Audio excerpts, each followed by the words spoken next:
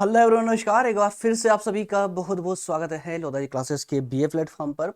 आइए शुरुआत करते हैं अपने सेकेंड ईयर में फाउंडेशन कोर्स के अंतर्गत इंग्लिश लैंग्वेज की। जी हाँ दोस्तों, अब तक हमने फाउंडेशन में जो आपके 4 पेपर होते हैं, हिंदी, इंग्लिश, उद्यमिता विकास और महिला सशक्तिकरण, इनमें से एक पेपर को हम फिनिश कर चुके हैं। दैट मीन्स कि हिंदी भाषा एवं संस्कृति वाले सब्जेक्ट को न्यू बैच 2026 के तहत कंप्लीट कर चुके हैं और अब हम शुरुआत करने जा रहे हैं उसी के नेक्स्ट पार्ट, मतलब इंग्लिश लैंग्वेज एंड फाउंडेशन की। क्लियर है? तो आज इंग्लिश की ये पहला सेशन है, पहली क्लास है और पहले सेशन में देखिए सिलेबस तो आप सभी के पास में है और अगर कहीं पर कंफ्यूज है तो आपके पास जो भी बुक है ना, उस बुक का पहला पेज मतलब इंडेक्स खोल कर लीजिएगा।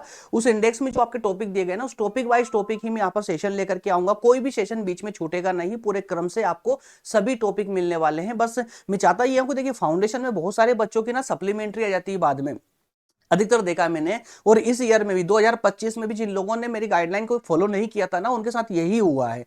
सभी पेपरों में सब कुछ ठीक है, लेकिन फाउंडेशन में आकर के लटक जाते हैं। तो वहां प्रॉब्लम ये हो जाती है कि फाउंडेशन में आप डिटेल में नहीं पढ़ते हो, सिर्फ एमसीक्यू की ओर भाग जाते हो। तो इसी कारण से जो न्यू बैच मैंने स्टार्ट की है ना, देखिए ओल्ड बैच में मैं भी आप लोगों को एमसीक्यू ही पढ़ा रहा था, ओनली एमसीक्यू पढ़ा रहा था और उम्मीद करता था कि जो स्टोरी है वो आप अपनी किताब से पढ़ लेंगे या मैं पीडीएफ के रूप में आपको दे भी रहा था, लेकिन आप में से कोई इतनी मेहनत करना पसंद नहीं कर रहा। लेकिन इस सेशन में, मतलब जो 2026 की जो बैच लेकर के आया हूं, इस सेशन में हर सेशन में पहले आपको स्टोरी डिस्कस करेंगे, स्टोरी को समझेंगे, उसके बाद में उस स्टोरी से रिलेटेड जितने भी क्वेश्चन आंसर हो सकते हैं उनको डिस्कस करेंगे। क्लियर है? तो आइए बढ़ते हैं सेशन में आके और लेते हैं आज के पहले सेशन है। तो थोड़ा सा संभवतः आप भी समझते हैं, जो फर्स्ट सेशन होता है उसमें जो टाइमिंग होती है ना 10-15 मिनट आपकी सेशन की बढ़ जाती है। तो पहला लेक्चर है, इसलिए यहाँ पर 10-15 मिनट का सेशन थोड़ा लेंदी होगा और नेक्स्ट क्लास से आपकी क्लासेस जो होती है 20 से 25 मिनट की वही हो जाएगी। ठीक है ना? और मैं कोशिश करूंगा इसको भी मिनिमाइज करने की, टाइम मिनिमाइज करने की, जो आवश्यक है उसको ही रखेंगे।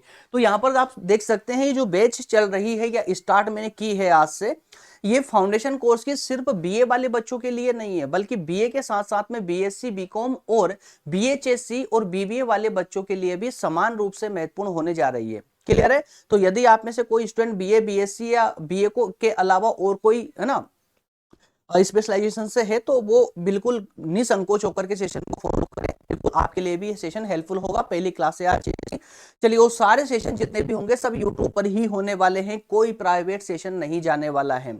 अच्छा, अब एक क्वेश्चन आपके दिमाग में और चल रहा होगा, यदि आप कोई नए छात्र हैं, पहली बार सेशन पर आए हैं, इस चैनल पर पहली बार आए हैं तो, और वो न्यू थिंग ये कि क्या सर आप सिर्फ फाउंडेशन पढ़ाते हैं या कुछ और भी है इसके अलावा? तो मेरे प्यारे दोस्तों, बीए के जो जितने भी सब्जेक्ट है वो सारे सब्जेक्ट मैं इस प्लेटफॉर्म पर आप लोगों को पढ़ा चुका हूं। कुछ बचे हुए तो उसे न्यू बैच के तहत हम कवर कर लेंगे। कौन कौन से मिलेंगे? तो ऐसे में किस किस सब्जेक्ट का नाम लूंगा, जैसे पॉलिटी, हिस्ट्री, सोशियोलॉजी, इकोनॉमी, ये सारे सब्जेक्ट कंप्लीट कर चुका हूं BA first, second, third year तक के। तो आप यदि देखना चाहते हैं उन सभी सेशनों को, तो आप जाइए चैनल की प्लेलिस्ट पर। और प्लेलिस्ट पर कैसे जाना है, देखिए रेड लाइन आपको नजर आ रही है ना, रेड लाइन के थ्रू आप जा सकते हैं। चैनल पर अभी आप वीडियो देख रहे हैं, चैनल का जो नाम है, क्लास का जो नाम है लोधा जी क्लासेस, उस पर क्लिक करेंगे तो आपके सेकंड पेज आप देख रहे हैं, सेकंड पेज पर पहुंच जाएंगे। यहाँ पर लास्ट बटन आपको मिलेगा प्लेलिस्ट का, उस पर क्लिक करोगे तो सारे सेशन इस प्रकार से खुलकर के आपके सामने आ जाएंगे। उन्हें में से आपको जो सब्जेक्ट पढ़ना है वो सब्जेक्ट पर आप क्लिक करेंगे तो सारे लेक्चर क्रम से आपके सामने खुलकर आ जाएंगे। बाकी आप कुछ समझदार हैं, आप उसको फॉलो कर सकते हैं। क्लियर? चलिए, इसके अलावा प्रज्ञान हिंदी, जो एक कॉम्पिटिटिव एग्जाम की तैयारी करवाने के लिए प्रतिबद्ध है आप लोगों की, न्यू बैच बहुत जल्दी स्टार्ट होने वाली है। कुछ कारण से अभी तक नहीं हो पाई है। 1 जुलाई से ही इस पर न्यू बैच आने वाली थी, लेकिन कुछ कारण से वो डिले हो चुका है। लेकिन जुलाई के एंड से जो है यहाँ पर भी सेशन आना प्रारंभ हो जाएगा। और अभी तक भी मैं काफी इंपोर्टेंट कंटेंट आप लोगों को दे चुका हूँ प्रज्ञान हिंदी पर, मेरे द्वारा ही जो है ये ऑपरेट किया जा रहा है। ये चैनल भी प्रज्ञान हिंदी नाम है। आप चाहे किसी भी कॉम्पिटिटिव एग्जाम की तैयारी कर रहे हैं या करना चाहते हैं, इस चैनल पर आप मूव कर सकते हैं। आइए बढ़ते हैं आगे। और इसके अलावा एक और इंपॉर्टेंट जो एक न्यूज है आप लोगों के लिए, और वो ये है कि फाउंडेशन कोर्स के चारों ही पेपरों की, मतलब चारों ही सब्जेक्टों की स्पेशल नोट्स बनकर रेडी हो चुकी है। वो कैसे मिलेगी आपको, कहां से मिलेगी, तो वो मैं सेशन के एंड में बताऊंगा। तो आइए शुरू करते हैं अपना आज का सेशन। देखिए, आज का जो हमारा पहला टॉपिक है, पहली पोइम से हम स्टार्ट कर रहे हैं। फर्स्ट टॉपिक का फर्स्ट पोइम ही है आपकी, जिसका नाम है डैफोडिल्स। आप यहाँ पर कुछ फूल देख रहे होंगे, ये फूल जो है, यही फूल, इन्हीं फूलों का नाम होता है डैफोडिल्स। क्लियर? तो डैफोडिल्स फूल, फ्लावर्स हैं, इन्हीं पर एक पोएम लिखी हुई है। तो उस पोइम के बारे में ही जो है आज हम कंप्लीट डिस्कस करेंगे और उससे रिलेटेड जो भी क्वेश्चन आंसर होंगे उन्हें हम डिस्कस करेंगे। तो कुल मिलाकर 2 पॉइंट में, मतलब 2 बिंदुओं के माध्यम से हमारा आज का सेशन कंप्लीट होने वाला। सबसे पहले डैफोडिल जो समरी है, पोइम की जो समरी है, उसे हम उसका एक्सप्लेनेशन देंगे, उसका समझेंगे अच्छे से, और लास्ट में इस पोइम से रिलेटेड जितने भी क्वेश्चन आंसर हो सकते हैं उन क्वेश्चन आंसरों को लगाएंगे। क्लियर? तो आइए शुरुआत करते हैं डैफोडिल्स पोइम्स के साथ में। चलिए, तो देखिए, पहले मैं आप लोगों को पोइम की समरी दे रहा हूं। समरी को एक थोड़ा सा हम एकदम सामान्य सी भाषा में, एकदम आसान सी भाषा में मैं जानता हूं, क्योंकि बीए में ना बहुत सारे बच्चे ऐसे जिनको इंग्लिश में थोड़े से है ना हाथ कच्चे रहते हैं, तो उनके लिए भी बिल्कुल आसानी से एक एक पॉइंट समझ आएगा। और उसके बाद में अगर आपकी इंग्लिश बहुत ज्यादा वीक है तो भी उन क्वेश्चनों को एग्जाम में कैसे अटेंड करोगे, मैं उसका तरीका लगाएंगे ना, तब मैं करने वाला हूं कि किस प्रकार से आप क्वेश्चनों को की पहचान करके, इंग्लिश के नहीं आते क्वेश्चन की पहचान करके उसका आंसर सर्च कर सकते हो। लेकिन उसके लिए सबसे ज्यादा जरूरी है कि जो समरी है उस समरी को आप बेहतर तरीके से समझ लें। यदि समरी समझ लिया आपने तो क्वेश्चन चाहे वो कितना भी दे दे और आपको भले इंग्लिश का ई भी ना आता हो, तब भी आप उस क्वेश्चन को पहचान लोगे और उसका आंसर राइट आंसर या राइट ऑप्शन टिक लगा दोगे। क्या है? समरी को समझना। तो आइए समरी को समझते हैं, और यहां पर आपके लिए बहुत ज्यादा इजी हो जाए उसके लिए इंग्लिश और हिंदी दोनों में ही मैं यहां पर लेकर के आया हूं, ताकि अगर आपको इंग्लिश समझ नहीं भी आती है तो हिंदी में समरी को पढ़ के और आप उसकी पूरी स्टोरी को समझ ले। दरअसल इस समरी में, ये समरी है एक कवि की समरी में कहा गया है कि while wandering lonely on the lake like a lonely cloud, the poet saw thousands of daffodils flowers. इस फर्स्ट लाइन का बहुत महत्व है, पहले फर्स्ट लाइन को समझिए। इसका अनुवाद में जहां पर आवश्यक होगी अनुवाद भी करता हुआ चलूंगा, लेकिन स्टोरी की पूरी लिंक में जोड़ करके आप लोगों को दे दूंगा ताकि क्वेश्चन आप आसानी से लगा पाए। बस खाली सुनिए ध्यान से। जैसा कहा जा रहा है कि while wandering lonely on the lake like a lonely cloud, अकेले बादलों की तरह यहां पर कवि जो है घूम रहे थे या भटक रहे थे। उसी समय उन्होंने कई थाउजेंड्स ऑफ डैफोडिल्स, हजारों की संख्या में डैफोडिल्स के जो फ्लावर्स हैं उन्हें देखा। डैफोडिल्स को हम हिंदी में क्या बोलते हैं? नरगिस के फूल, है ना, याद रखिएगा, नरगिस के फूल, इसी को इंग्लिश में डैफोडिल्स कहा जाता है। तो हजारों की संख्या में उन्होंने डैफोडिल्स के फूलों को देखा। They were fluttering and dancing in the wind like stars in the sky and looking brilliant. The daffodils looked elegant in an endless line.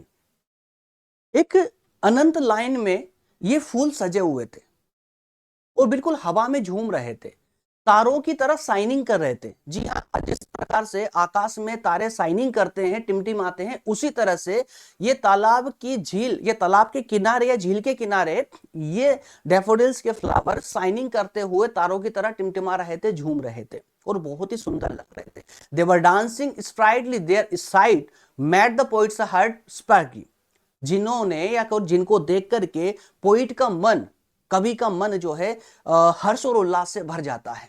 He felt elated and sang beauty of daffodils with romantic phraseology. और ये सब नजारा देख करके कवि उन फूलों का गुणगान करने लगता है। यहां से इंपॉर्टेंट पॉइंट उठा लीजिए आप, क्या क्या है? सबसे पहला पॉइंट क्या है? Wondering lonely on the lake like a lonely cloud. Important point है ना, कवि किसकी तरह भटक रहा था? तो भाई जो जिस प्रकार से बादल भटकते हैं आकाश में, उसी प्रकार से कवि तालाब के किनारे भटक रहा था। और भटकते हुए ही थाउजेंड ऑफ डैफोडिल्स फ्लावर्स, उसने हजारों की संख्या में डैफोडिल्स को देखा जो कि fluttering and dancing in the wind like star shining in the sky, जो आकाश में टिमटिमाते हुए तारों की तरह शाइनिंग कर रहे थे, चमक रहे थे, डांस कर रहे थे, हवा में झूम रहे थे। क्लियर है? यहां से स्टोरी को हम और आगे बढ़ाते हैं, स्टोरी को पूरा कंप्लीट करेंगे, उसके बाद ही क्वेश्चन लगाएंगे। अब आगे की कहानी जरा सुनिए। दरअसल कहानी यही है, पोइट एंड डैफोडिल्स, पोइट और डैफोडिल्स, ठीक है ना। The poet gazed at the daffodils for some time, कुछ देर के लिए अभी इन डैफोडिल्स के जो फ्लावर्स थे उनकी ओर देखता रहा। The flowers were dancing more vigorously, more romantically, waves in a lake. तो तालाब में जो लहरें उठ रही थी उनसे भी ज्यादा सुंदर दिख रहे थे ये, डांस करते हुए और झूमते हुए, तो बिल्कुल ऐसे रोमांटिक नजर आ रहे थे, जैसे कोई आकाश में तारे टिमटिमा रहे हो। कहें कि उनकी कुल मिलाकर यहाँ प्रश्न की अगर मैं बात करूं ना यहाँ पर इस लाइन की, तो यहाँ पर कवि कोशिश करता है इन फ्लावर्स की तुलना आकाश में टिमटिमाने वाले तारों से तुलना करने का प्रयास करता है। The company of flowers made him joyous. इन तारों के साथ में रह करके कवि जो है बहुत आनंदित हो उठता है। ही गैज्ड एंड गैज्ड, वह उन को निरंतर देखता रहता है। He thought very sight of the flowers was precious for him, more precious than gold or jewels। मतलब इस दुनिया की जितनी भी संपत्ति, उस सारी संपत्ति को ये भुला देता, सारी संपत्ति से ज्यादा बहुमूल्य उसे ये फ्लावर्स का जो सीन दिख रहा था, ये सीन देखने में उसे ज्यादा आनंद आ रहा था। They provided him spiritual wealth। और वो ऐसा क्यों कर रहा था, उसके पीछे रीजन क्या था कि दुनिया की सारी जो संपत्ति होती है, सोना चांदी जो भी है, उन सब से ज्यादा बहुमूल्य वह इन फ्लावर्स को समझ रहा था। कारण क्या था उसके पीछे? दे प्रोवाइडेड हिम स्पिरिचुअल वेल्थ, कि वो कवि को एक आध्यात्मिक धन प्रदान कर रहे थे, आध्यात्मिक संपत्ति प्रदान कर रहे थे। क्योंकि व्यक्ति का जब मन प्रफुल्लित होता, खुश होता है अंदर से, तो वास्तविक रूप से एक असली आनंद, एक असली की अनुभूति होती है, उसे असली संपत्ति का आनंद मिलता है। और उस समय कवि का जिस प्रकार से इन फूलों को देख करके मन प्रफुल्लित हुआ था, तो उसको, उसके कवि के लिए ये जो सुख था उसका, इसके सामने कोई संपत्ति उसके लिए उससे बढ़कर नहीं हो सकती थी। इसी प्रकार से इस नजारे के बाद में द पोइट रिटर्न होम, जब कवि घर चला जाता है और रात में सोने का प्रयास करता है, at night when he was trying to sleep, the picture of the daffodils flashed in his mind. तो उसके दिमाग में डैफोडिल्स की पिक्चर चलती रहती है। सडनली ही फॉरगॉट हिज वरीज, anxieties और felt elated, his heart danced with the lively dance of daffodils in the lake। जब वो सोने का प्रयास करता तो क्या होता है, उसके दिमाग, उसे नींद नहीं आती, उसके दिमाग में सिर्फ वही सीन चलता है जो उसने तालाब के किनारे देखा था, डैफोडिल्स। अब आंखें बंद करके वो सिर्फ यही डैफोडिल्स के बारे में ही सोच रहा था, और उन लहराते हुए फूलों को देख करके वो सोते हुए भी आनंदित हो रहा था। दैट्स ऑल, यही बस कहानी थी, ये जिस पर इतनी सी पोइम थी। अब इस पोइम पर से बेस्ड होकर के कुछ क्वेश्चन बनेंगे, उनका आंसर आप लोगों को अब फटाफट देना है। आप दे पाएंगे? ठीक है ना, रेडी हो ना सभी? चलिए, तो अब इन जो पोइम मैंने आप लोगों को एक्सप्लेन की है, इस पोइम से रिलेटेड कुछ क्वेश्चन है, उन क्वेश्चनों के आंसर आप लोगों को थोड़ा स्पीड से देना है ना, टाइम थोड़ा कम रहेगा। बस यहां पर आपको देखिए, जरूरी नहीं है पूरा सब कुछ पढ़ना। अरे आप ना सिर्फ पढ़ के उसका आंसर अगर आपको क्लिक हो गया ना, फर्स्ट टाइम पढ़ते ही आंसर क्लिक हो गया ना, समझ जाएगा, आपको स्टोरी पूरी समझ आ चुकी है। और अगर क्वेश्चन पढ़ने के बाद चारों ऑप्शन पढ़ने की जरूरत पड़ रही है, इसका मतलब कहीं ना कहीं आप लोगों ने समरी को समझने में या तो अपना कॉन्सेंट्रेशन भटका दिया है, या आपने क्लास को बीच में ज्वाइन किया है, बाद में ज्वाइन किया है, आपने समझा ही नहीं, या समझ नहीं आया, या फिर हो सकता है कि मेरी भी कमजोरी रही हो कि मैं आपको समझा नहीं पाया ठीक से। तो ये आप लोगों को अब तय करना है ना। चलिए, पहला क्वेश्चन है, when did the poet see the daffodils? कब देखा? कवि ने डैफोडिल्स को कब देखा था? During the calm morning on the lake, या फिर while wandering lonely like a cloud by the lake? Right, right answer कौन सा हो जाएगा? Option B is correct. ठीक है ना? ठीक है, बादलों की तरह जब वो भटक रहा था, कहां पर? तालाब के किनारे। चलिए नेक्स्ट क्वेश्चन लेते हैं, where did the poet see the daffodils? भाई कब तो ठीक है, कहां देखा था? In a valley full of hills, या फिर by the source of the lake, या within his own backyard, या नियर अ माउंटेन स्ट्रीम? कहां पर? यहां पर भी ऑप्शन बी करेक्ट होना चाहिए, है ना, bye the source of the lake. यहां पर मैंने एक शब्द को चेंज कर दिया, सोर्स में चेंज कर दिया है, तालाब के किनारे। कहां पर? तालाब के किनारे पर, है ना, जो हजारों की लाइन में डैफोडिल्स के फ्लावर लगे हुए थे, उनको देख करके तो प्रफुल्लित हुआ था। क्लियर? चलिए नेक्स्ट क्वेश्चन लेते हैं। अगला क्वेश्चन है, with that does the poet compare his daffodils? कवि जो है डैफोडिल्स की तुलना किससे करता है? Flame dancing in the wind, हवाओं से, या fluttering butterflies fluttering in the air, है ना। तो बटरफ्लाई जो हवा में बटरफ्लाई फ्लैटरिंग कर रही थी उनसे, या फिर star shining in the sky, जो आकाश में तारे टिमटिमा रहे थे उनसे, या lips rusting on the trees. तो यहाँ पर राइट आंसर आपका कौन सा होना चाहिए? ऑप्शन सी, आकाश में जो तारे टिमटिमा रहे थे उनके साथ में कवि ने किसकी? डैफोडिल्स की तुलना की। क्लियर है? चलिए नेक्स्ट क्वेश्चन है, what does the poet say about the number of daffodils? कितने नंबरों में देखा? कितने नंबर? फ्यू डजन, या फिर 1000 ऑफ डैफोडिल्स फ्लावर्स, या एग्जैक्टली 100, या फिर यहाँ हु कुडंट, मतलब उसने काउंट नहीं किए, ड्यू टू डार्क, अंधेरे के कारण वो काउंट नहीं कर पाया। राइट ऑप्शन क्या होना चाहिए आप लोगों का? ऑप्शन बी करेक्ट होना चाहिए। He claims to 1000 of daffodils flowers. Clear है? चलिए, तो option B is correct answer. Next question लेते हैं, how did the company of flowers make the poet feel?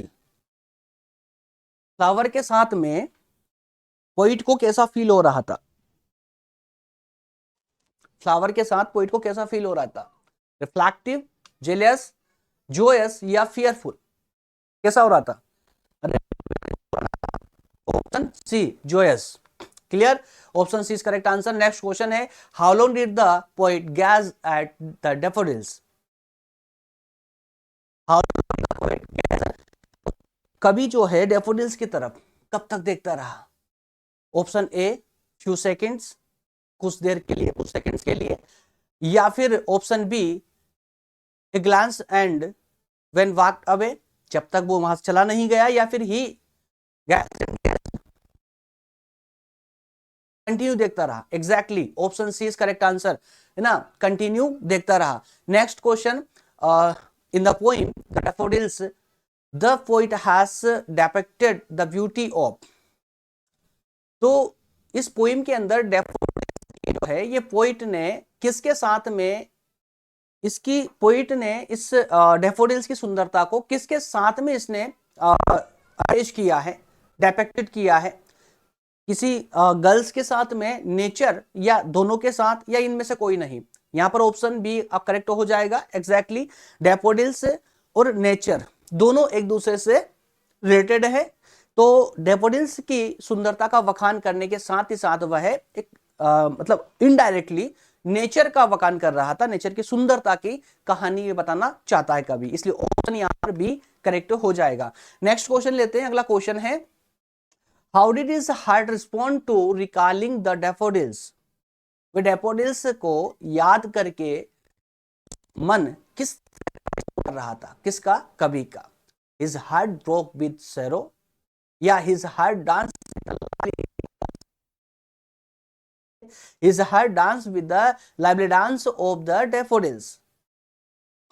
ठीक है, उनको याद करके कवि का मन नाचने लगता था। Option B is correct answer. चलिए नेक्स्ट क्वेश्चन लेते हैं, in the poem the daffodils where are daffodils located? तो इस पोएम के तहत, इस पोएम के आधार पर डैफोडिल्स कहां पर थे? Behind, option B beneath the trees in orchard, या फिर by the side of lake, या बिसाइड द, क्या कहा था स्टार्टिंग में, सारे ऑप्शन पढ़ने की भी जरूरत नहीं पड़ती, कभी कभी आपको डायरेक्टली ऑप्शन, जैसे यहां पर ऑप्शन सी क्लियर दिख रहा है ना, bye the side of lake, तालाब के किनारे, है ना। ऑप्शन सी यहां पर सही आंसर हो जाएगा। नेक्स्ट क्वेश्चन है, William Wordsworth a large number of, यहां पर हाँ एक इंपॉर्टेंट बात तुमने की नहीं, यहां पर जो डैफोडिल्स के रचयिता कौन है? William Wordsworth. कहां से हैं दोस्तों? क्वेश्चन बन सकता है एग्जाम में, कहां से? ये इंग्लैंड से है, याद रखिएगा। सो अ लार्ज नंबर ऑफ, तो जो कवि है हमारे, उन्होंने बहुत सारी संख्या में किसे देखा? वर्ड्स को देखा, चिड़ियाओं को देखा, या एनिमल्स को देखा, फ्लावर्स को देखा, या none of this, none of them, कोई नहीं इनमें से। क्या देखा था? Option C, right, flower. चलिए नेक्स्ट क्वेश्चन है, the colour of the daffodils is, daffodils का कलर कैसा होता है?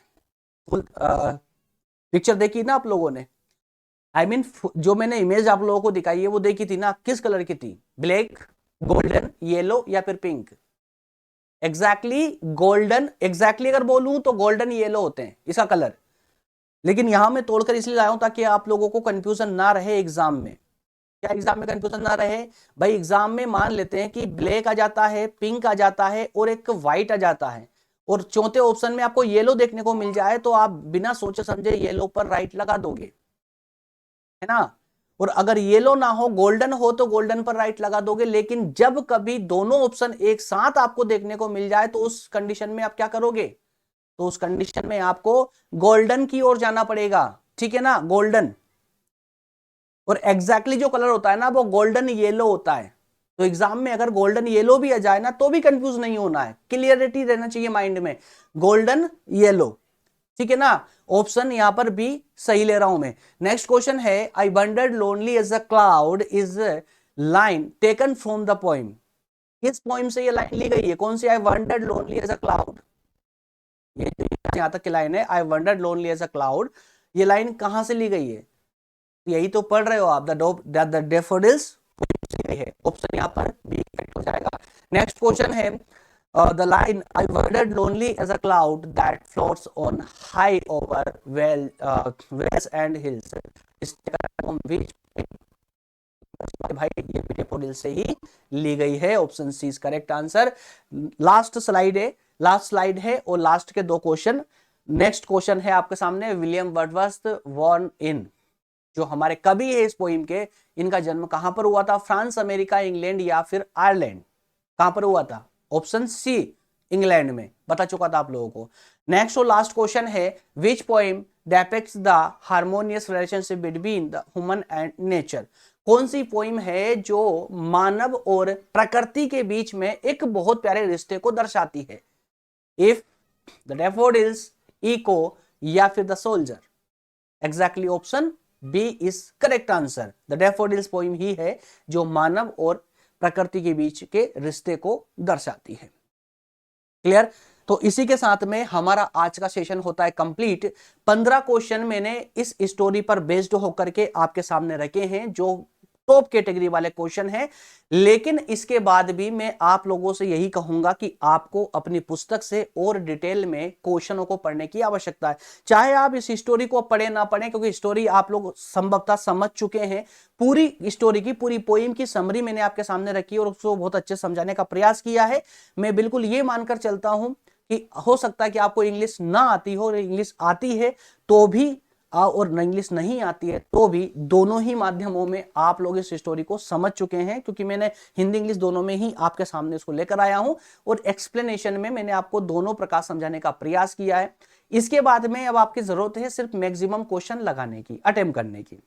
अब वो चाहे आप किसी भी पुस्तक से करें, कहीं नोट्स से करें या कहीं से भी क्वेश्चनों को अटेम्प्ट करें। 15 क्वेश्चन मैंने आपको टॉप कैटेगरी के दे दिए हैं, इसके अलावा और क्वेश्चन आपको पढ़ने की आवश्यकता होगी। नेक्स्ट जो सेशन होने जा रहा है हमारा वो होगा इसके नेक्स्ट पोइम पर, जिसका नाम है वेंगल सेलर्स, और जिसके रचयिता है बाय सरोजिनी नायडू। ठीक है, सरोजिनी नायडू के द्वारा ये पोइम लिखी है। अच्छा, इसके अलावा एक और इंपॉर्टेंट न्यूज जो मैंने आपको स्टार्टिंग में बताई थी कि भाई नोट्स आपको कैसे और कहां से मिलेंगे, तो उस पेज पर चलते हैं और मैं आपको उसके बारे में थोड़ा सा बता दूं, फिर हम सेशन को एंड करेंगे। चलिए, तो यही पेज था ना हमारा। देखिए, अब यदि आप चाहते हैं कि हर चैप्टर के आप मोस्टली क्वेश्चनों को पढ़ लें और सभी को विस्तार से पढ़ें, डिटेल में पढ़ें, जब जैसे इंग्लिश की बात करें तो इंग्लिश में इंग्लिश और हिंदी दोनों का कॉम्बिनेशन मैंने दिया है ताकि हिंदी मीडियम वाले बच्चों को प्रॉब्लम नहीं आए पढ़ने में, है ना। तो आपको हिंदी और इंग्लिश कंप्लीट में पूरी कंप्लीट स्पेशल नोट्स मिलेगी पीडीएफ के रूप में। तो और चारों ही अवेलेबल है, जो बच्चा इनको लेना चाहे वो बिल्कुल ले सकते हैं। उसके लिए एक छोटा सा सब्सक्रिप्शन अमाउंट आपको पे करना होता है, जिसका रेट है ओनली 149 रुपए। ठीक है, 149 रुपए में आप चारों ही नोट्स को प्राप्त कर सकते हैं। कैसे मिलेगी? तो इस पेज का स्क्रीनशॉट लेकर के जो नंबर दिए गए हैं इस पर व्हाट्सअप कर दीजिए, तो वहां पर बाकी जानकारी आपको दे दी जाएगी। और यदि आप सेपरेटली पुस्तक लेना चाहते हैं, सेपरेटली पीडीएफ फॉर्मेट में, जैसे आपको हिंदी, इंग्लिश या इनमें से चारों में से कोई एक चाहिए, तो उसको भी आप ले सकते हैं। ओनली 49 के चार्जेस के साथ में आप इस पुस्तक को भी ले सकते हैं ना, सिंगल सिंगल भी ले सकते हैं। और एक बात और जाते टाइम बता रहा हूं मैं आप लोगों को, ये जो सेशन चल रहा है दोस्तों, ये 2026 के नाम से ये इसको मैंने स्टार्ट किया है। इसका मतलब ये नहीं कि सिर्फ 2026 के लिए ही है। अगर कोई बच्चा इसको 2027 या 28 में भी देख रहा है ना, 27-28 में भी देख रहा है ना, तो उसके लिए भी ये समान रूप से महत्वपूर्ण होगा, जब तक कि सिलेबस में कोई परिवर्तन ना आ जाए। और सिलेबस में चेंज आएगा तो मैं आपके साथ में हुई बिल्कुल बता दूंगा आप लोगों को। क्लियर है? तो क्योंकि अभी मैंने जो 2024 में आप लोगों को फाउंडेशन कोर्स पढ़ाया था, 2024 और 25 में उसी से काम चलाया बच्चों ने। अब ये 2026 की जो न्यू बैच स्टार्ट हुई है, संभवतः ये 2027-28 तक चलने वाली है। ठीक है, तो बिल्कुल डाउटफुल बिल्कुल रहना ही नहीं सेशन में। चलिए मिलेंगे नेक्स्ट सेशन में। अच्छा, जाने से पहले एक बात मैं आप लोगों को और याद दिला दूं, सेशन को कंप्लीट कर खत्म करने से पहले या छोड़ने क्लास को छोड़ने से पहले सेशन को लाइक जरूर कर दिया करें, और चैनल पर नए हैं तो सब्सक्राइब करके जुड़ जाइए, गलती मत कीजिए। क्योंकि अगर ये वीडियो इधर हुए ना और नहीं मिल पाई क्लास, तो बाद में आपको पछताने के अलावा कुछ रहेगा नहीं, क्योंकि आपको तो क्लास का नाम भी याद नहीं होगा, है ना, जो बाद में चल के आप उसको सर्च कर पाए। बीए का कंप्लीट सिलेबस, कंप्लीट कोर्स और डिटेल क्लासेस आपको पूरे यूट्यूब प्लेटफॉर्म पर इस चैनल के अलावा कहीं नहीं मिलने वाली। डिटेल में बोल रहा हूं मैं, ऐसे तो हजारों चैनल पड़े हुए हैं, आप जाकर के पढ़ लेंगे 5-5, 10-10, 15-15 मिनट की क्लासेस, लेकिन चैप्टर वाइज चैप्टर जो आपको सेशन देता हो और पूरे डिटेल में आपको सेशन देता हो, संभवतः ऐसा चैनल आपको नहीं मिलेगा। क्योंकि मुझे तो नहीं मिला, आप लोगों को मिलेगा तो मुझे जरूर बताइएगा, मैं उसका थैंकफुल रहूंगा। ठीक है, ओके, मिलेंगे नेक्स्ट सेशन में। बहुत बहुत धन्यवाद, थैंक यू सो मच।